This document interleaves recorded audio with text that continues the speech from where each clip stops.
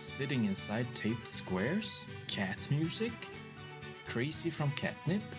Today we're going to find out if any of these things actually work and how my cats react. Let's go.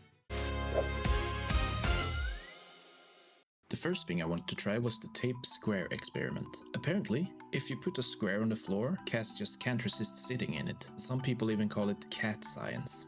Well, time to see if it's actually true. Nala came sniffing around and then laid down next to the square.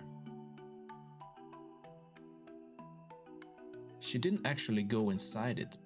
It was almost like there was an invisible boundary she didn't want to cross. After that, she circled the square for a while, and eventually she stepped inside after I tossed a few treats in. But she never fully sat inside the square, and she didn't seem interested in doing so either. This guy also seemed to respect the boundary. He even sat there with his tiny paws right on the edge, in a kind of weird position. The treats were the only thing that got him inside the square. But he always backed out again. If anything, my cats seem more interested in staying outside the tape than sitting inside it. I think it's safe to say that this isn't true for all cats. So this isn't just some random idea. There is actually science behind it. This guy, David T, creates music specifically for cats that is supposed to connect with them in a way regular music doesn't. At first they were very confused and didn't seem to know what was going on. And I wouldn't say they looked relaxed or calm.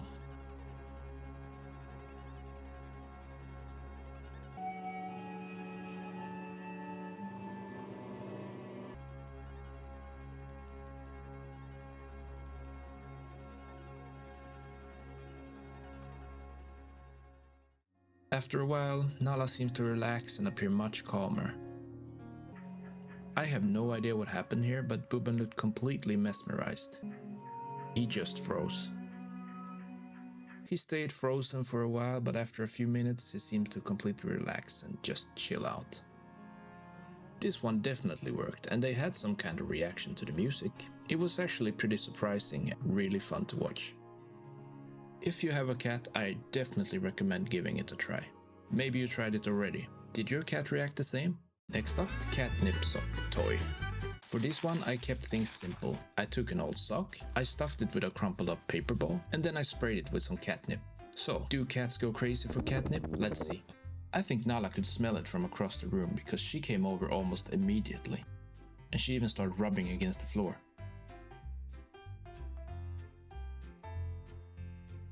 It became clear that she was definitely showing signs of catnip-induced craziness. Then Bubben came and confused her tail with the toy. Nala ran away and he took over. And soon enough he was caught up in the madness too.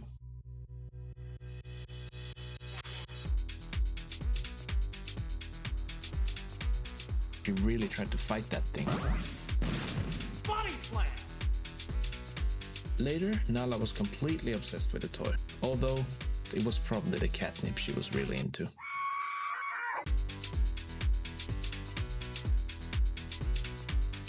I just couldn't resist messing with Bubben. He was still looking like he was on edge. I did try to pet him, but things escalated quickly. He was even pulling off a tuck and roll maneuver at one point. And somewhere here is where I thought it was enough. Alright, bonus. Do cats like ball pits? I have a box, but I want to know if they would enjoy it if I filled it with balls. Well, balls. Would they be this happy? Let's see. At first, they mostly sat there, looking completely unimpressed. I don't think they liked it very much. Maybe if I put real balls in there. They eventually made a few attempts to get the treats, but I would say this one wasn't exactly a hit. And then Bubben decided to slap Nala and this happened.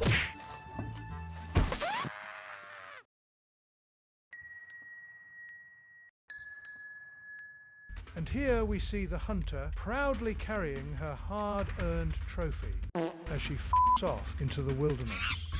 Bubben couldn't resist any longer and eventually decided to dive in.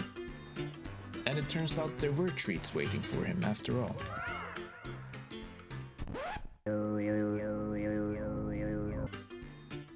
Between the two of them, Bubben was clearly the one having the best time.